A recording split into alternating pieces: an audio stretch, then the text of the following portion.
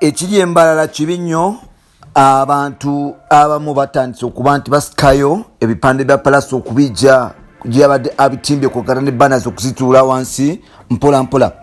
Waliwo amawulire amalala Allien skin n'egganga ye yasobola okuba nti esalako ebbaala emakindye. Ebbaala eno bagiyita sweet life bar eya sweet kid. Ne bakwata bosi waayo omupya yakagigula ne bamukuba ne bamuggyako essimu empya mbu kogata ne chain gyebadde ayambadde mpola mpola.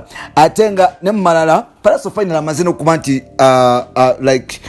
Palaso apologies to Allien skin naye n'aba nti apologizingire wa Palaso era nga Allien ne Palaso obolya butakanya obuweddewo naye nga ate omukutu ogwa Twitter gwe tusoma ogwa Allien skin UG ne Allien skin 1 gulaga nti obolya Allien skin avuddeyo n'agamba nti bino tebinagwa. Bafaani bapointize engalo mu bamanya family bino byetugenda okuba nti tukutuusako ssaawa zo. Ekisooka kugambye nti Palaso ebipande bye biri embalala kwogata ne banners abantu bageze maaso n'okuba nti bazikuwakula kuvannyuma okuba nti yakubye ghetto boy. Ate nga Allien skin naye bwalya anoonyezebwa poliisi oluvannyuma okuba nti ye ne gurupu ye bageze maaso n'okuba nti basalako ebbaala emakindye gye bageze maaso n'okuba nti babba echain kwogata n'essimu ya boosi oyo. Bbaala eyo eri awo makindye yali ya Sweet Kid omuyimbi n'agitunda, so omuyaye bamusazekawo ne bamulya mpola mpola era nga obaolya wali audios ezigenda maaso n'okuba nti zitambula nga Palaso ne Allien skin bagenda maaso n'okuba nti obaolyawo babako ne bebateesa okuba nti obaolyawo basirensinga button okusobola okuba nti tegenda mu maaso. Bampitantambi jimuso nja kusaba ogenda mu maaso n'okuba nti osubscribinga, nja kusaba ogenda mu maaso n'okuba nti olikinga. Sijja kubagamba nti ffena tukimanyi nti Palaso yagenze mu maaso n'okuba nti akuba Allien skin, which is yesterday. It was around ssaawa 12 era nga olutalo lwagenze maaso n'okuba nti lulumba ku mikutu egy'enjawulo. But before olutalo lugenda mu maaso before nga Allien skin tandaba kuba nti agwa mu nsonga mu mbi za Palaso, Allien skin kiteebereza okuba nti waliwo ebbaala yes ebbaala eri makindye yali ya Street Kid we basookedde n'abavubuka abayitirivu ddala. Wano no basanzeewo omuvubuka nanyini ebbaala eno oba omusajja. Ebbaala eno bagita Street Life Bar yes eri makindye awo, so basanzeewo nanyiniyo ne basooka bamusalakawo mpola mpola ne bamukuba empi ensambagere n'ebikonde mpola mpola era nga bagenza okumaliriza nga gundi chain y'omusajja bagitutte bagikutudde mu bulago. Chain yabadde ya silver ng'erimu n'aka gold mpola mpola ne bagitwala mpola mpola. Chain yali worth emiliyoni 2 eza Uganda. So ne batwala n'essimu ekika kitanaba kuba kitegeerwe kuba kye tunaba kuba tuzuula naye nga bagitutte era nga obaolyawo omusango guno sofa omusajja ono yamaze okuba nti alopa ku poliisi mpola mpola. Allien ne gurupu ye kitegeeza okuba nti bagenda maaso n'okuba nti bakola effujjo emakindye newankubadde nga ate bangi abagenda maaso n'okuba nti bamwogera. Now after okuba nti amaze okuba nti akola ejjogo yamaze n'okuba nti alumba Palaso naye nga kibi nnyo ekigenda mu maaso. Twakitegeddeko nti lubadde olunaku lwaleero Palaso ne Allien basobodde okuba nti beekubira essimu era essimu eno etutte 1 hour conversation eno. Ekisooka mubaddemu okukola endagaano tontambaala nga siri kutambalanga era nga mwene endagaano Allien skin avuddeyo nasaba Palaso butaddamu kumutambala. Palaso n'amugamba nange toddamu kuntambala, gamba obukola bwo butuule waabwo nange ngambe basajja bange batuule ewange, otherwise bino ebyokuntambala okumpisaamu amaaso okweyisaamu amaaso tebikola. Palaso agambye Allien skin nti wampisaamu amaaso newankubadde nange nakwisizaamu amaaso naye nawe wampisaamu amaaso, so ebyokwezoleya okwekuba tebikola. Subira twali badde tutula ku tebo mpola mpola ne tugonjola ensonga. Mwana eno batesesa ku nsonga ez'enjawulo okuba nti bamiitinga okwokya ku kabuzi akanyama k'embuzi basobole okuba nti bazzaawo basseruganda okwokya ku nyama okuhavinga fun together n'okukiringa together era nga bino byonna Allien skin yabadde nga abikiriza era n'olunaku lwa leero mu phone conversation eyo Allien skin yakulaga nti ebintu ebyo byonna abikiriza nti Pallso ayagala bakole kye bayita reborn oba yes nti ebyokulwana bigwewo basobole okuba nti oboolyawo bagenda mu maaso. Endagaano gye batuuseeko kwe kuba nti oboolyawo bano ababiri basobola okugenda mu studio okulaba n'oluyimba because kino nno kijja kumalawo ensonga nnyingi.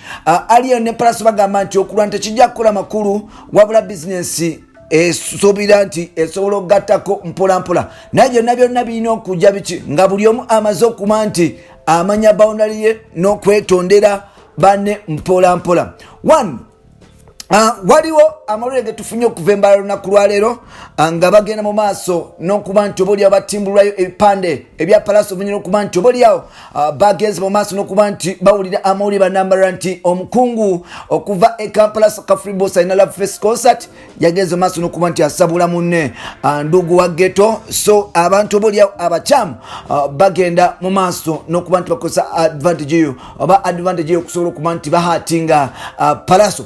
Bino bye byange nsuubira okulwana kubadde mu industry okumala ebbanga ddene era tulabye abayimbi bangi abakabi nga bagenda mu maaso n'okuba nti balwana bagamba nti effujjo bw'olikola ennyo lisobola okuba nti kimalawo obulamu bwo. Twalaba wano omugenzi awanyikiddwa nga Moze Radio byatandika mpolampola okusobola okuba nti alonera mu bbaala yakuba abantu bangi nalumya bangi abantu ne bamuteega mpolampola.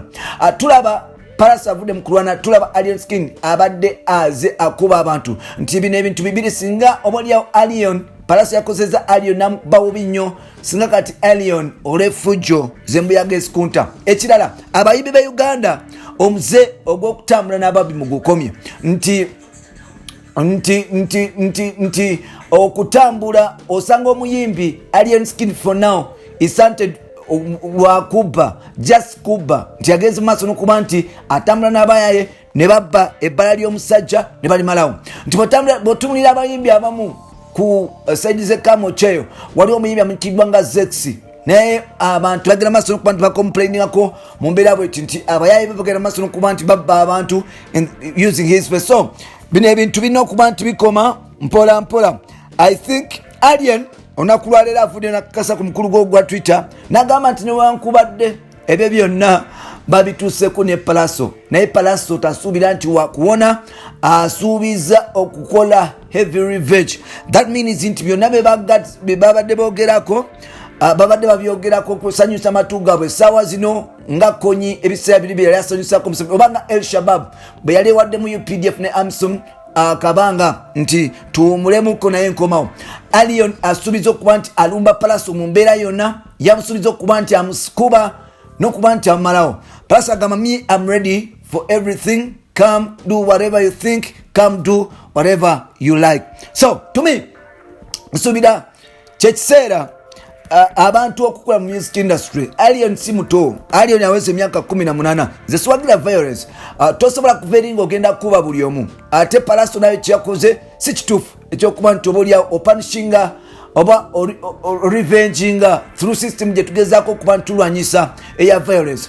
Abamu boogedde bingi ndabe bafaani nga batachinga Pallso's fight to the family ne munabakawubizo manizo ng'agamba ffe twazaliwa kubalumya mitwe ne ndaba mukulu Mayanja Jose Chameleone ng'agamba mwenda tugenda Lugogo which is next Friday Love Fest concert ne bafaani ne boogera ebikankana but which is all in all kyetwetaaga it is unity in the industry.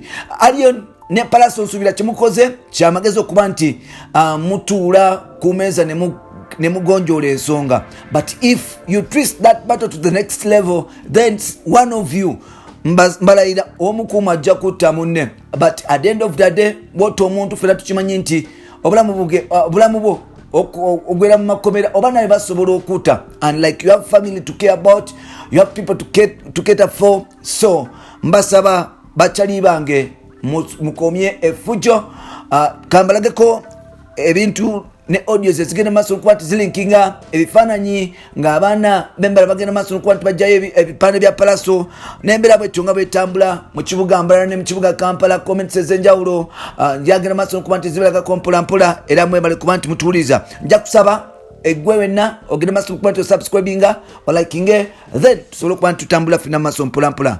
Bapitantami Jimso, bye bye for now.